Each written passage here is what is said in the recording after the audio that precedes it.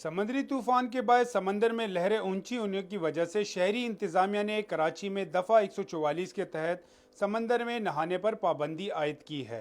शहरियों को समंदर में जाने से रोकने के लिए पुलिस की भारी नफरी तैनात है और साहिल पर जाने वाले अफराद को पुलिस वापस भेजती है। कराची के बासी समंदर किनारे तफरी के गर्ज से तो जा सकते हैं, लेकिन साहिल से आगे समंदर में दाखिल होने की हरगिज इजाज़त नहीं है। लेकिन शहरी मछली की तरह समंदर के पानी में नहाने के लिए तड़प रहे हैं।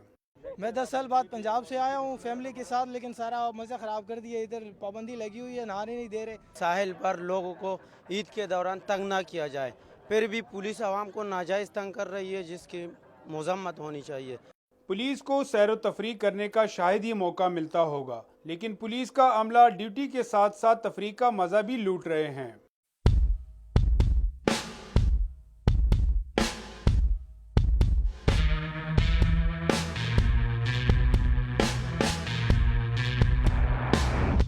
SHO क्लिफ्टन गजाला सैयद का कहना था कि किसी भी नाखुशगवार वाक़े से निमटने के लिए साहिल पर पुलिस की नफरी तैनात है।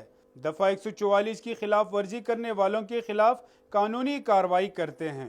बस हमने इनको CVU पे नहाने से रोकना है। CVU आने पे पाबंदी नहीं है, लेकिन नहाने पर पाबंदी है। हमने इनको नहाने से मना करना है। समंदर बहुत चढ़ा हुआ है, लोग पानी में आते हैं और नहाते हैं, तो फिर हम लोग उनको अरेस्ट करते हैं, 144 की कार्रवाई करते हैं। शहरी हुकूमत और पुलिस की जानिब से आवाम के लिए बार बार वार्निंग जारी की जा रही है कि इन दिनों शहरी समंदर में जाने से गुरेज करें, ताकि पिछले सालों की तरह समंदरी पानी की वजह से इंसानी जानों का ज़िया ना हो। कैमरामैन रमीज के साथ अनवर ताज बंगेश, कैपिटल TV, कराची।